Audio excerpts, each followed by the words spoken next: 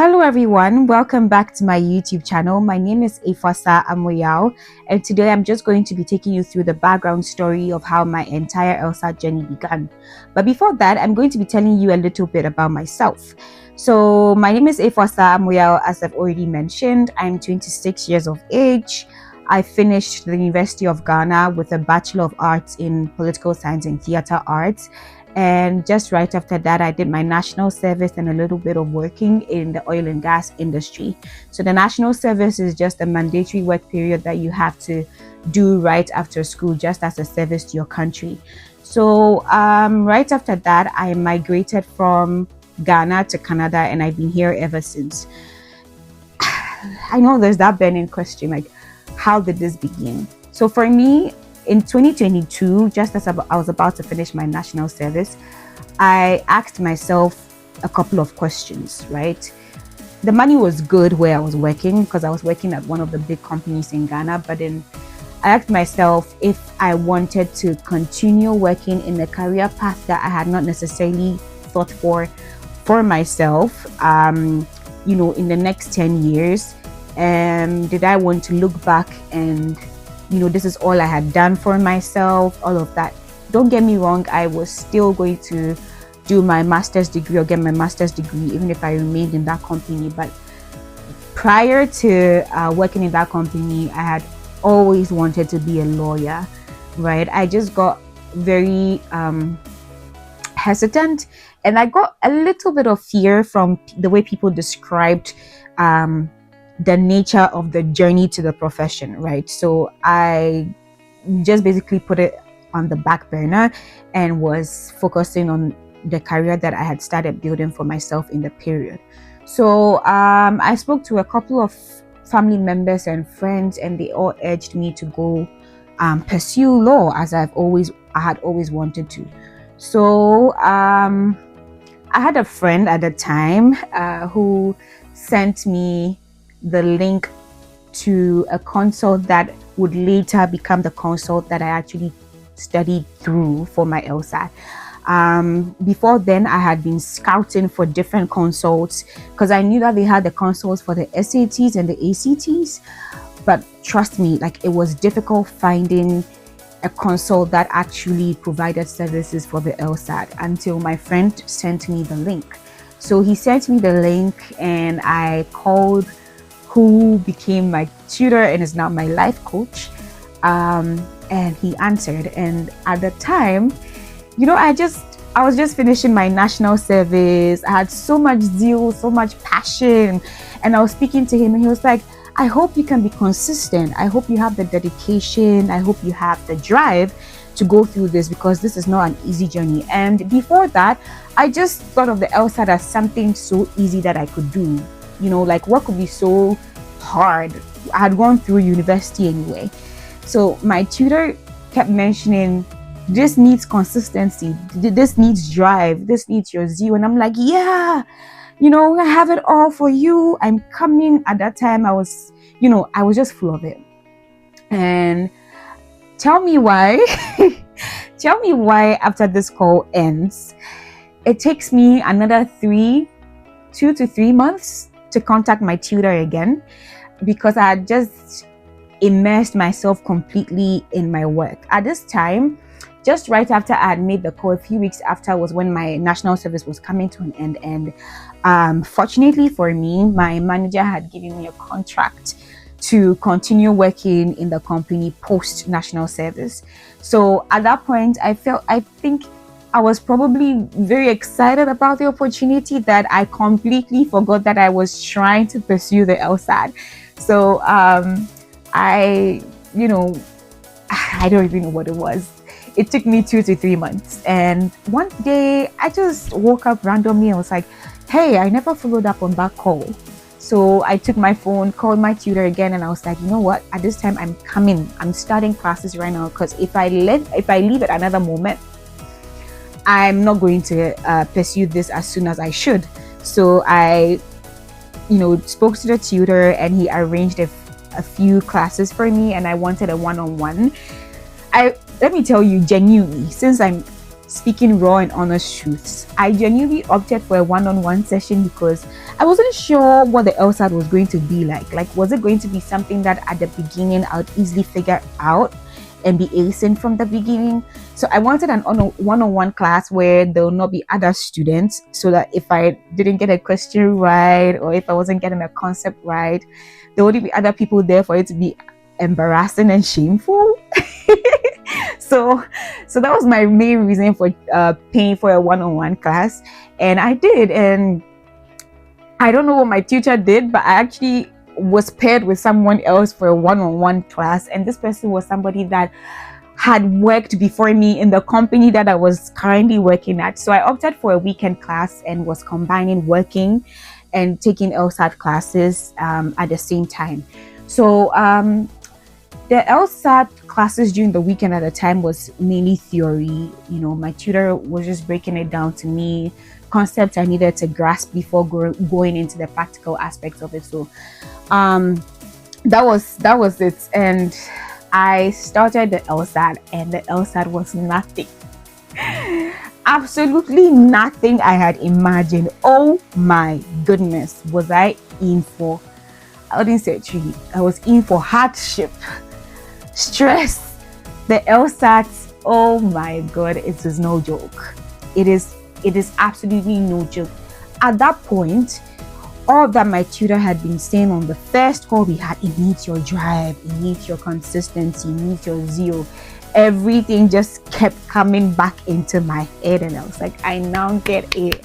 I thought he was exaggerating. I now get exactly what he was saying, because oh my.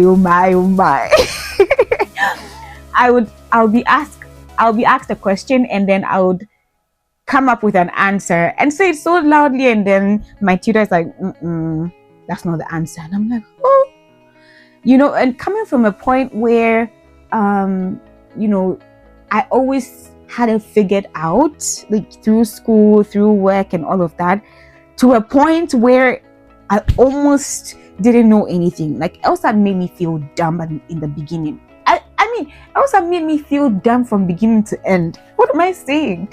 Like, anyone who is taking the LSAT, especially someone from Ghana or Africa who has not,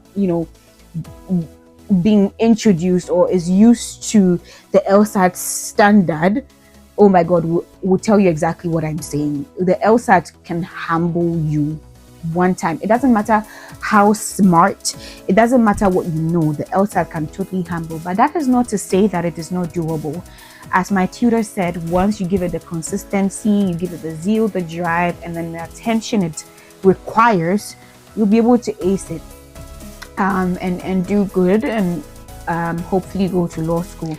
So right after the one-on-one classes, I was introduced to the larger group of students, and we would mostly take our classes on the Zoom app.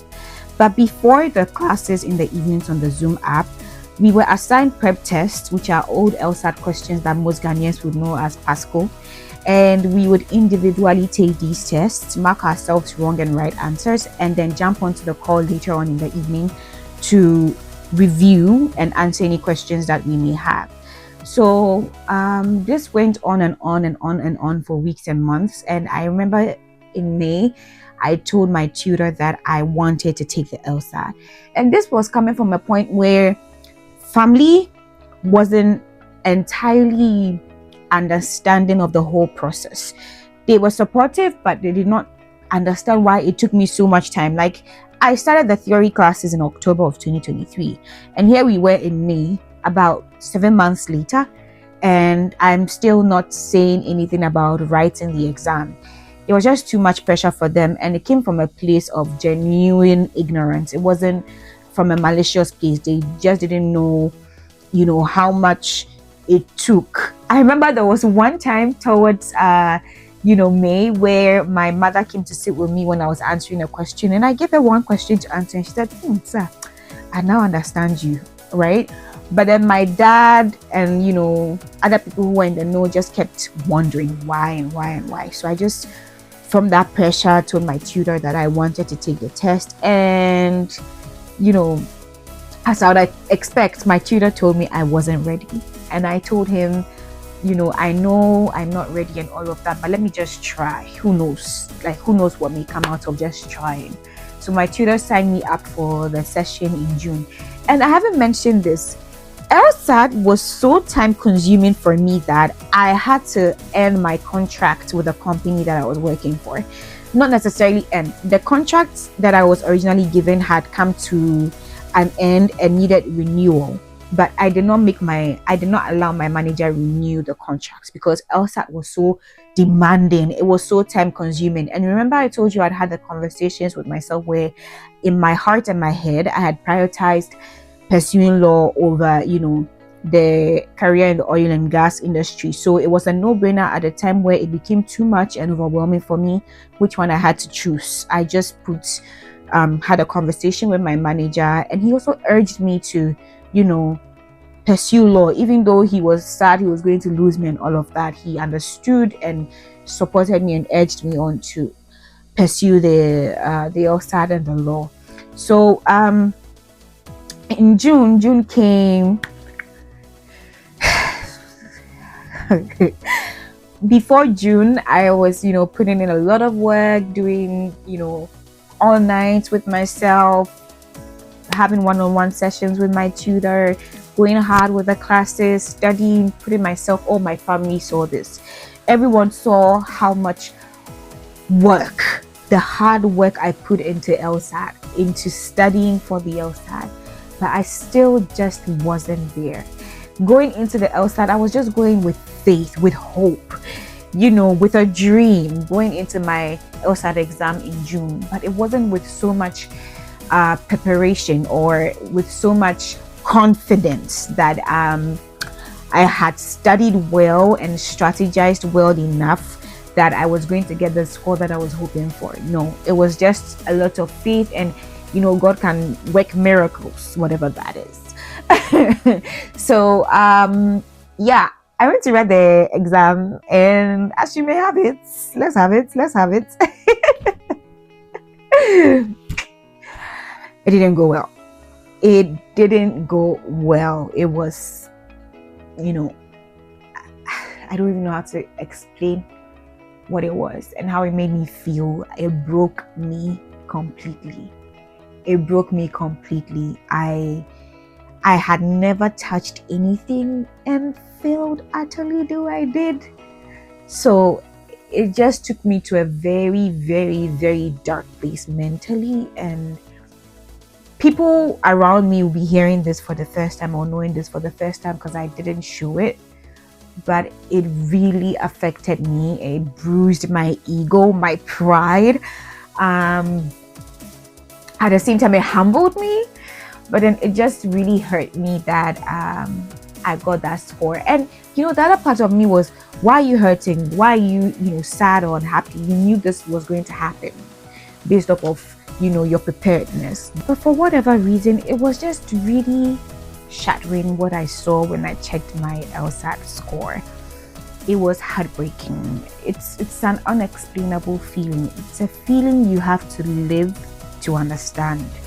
And I tried as much as possible to mask it from those around me because I didn't want them showering me with attention that I did not need at the time. And it just, as I always say, just a very humbling moment for me. I'm super grateful that happened to me because it taught me so many lessons that I'll be sharing in my subsequent video. And on that note, that brings me to the end of this video. I hope that this episode taught you something and gave you insight into my story. And I'm super, super, super grateful that you stuck with me throughout this entire episode. And I would really hope that you subscribe to my YouTube channel.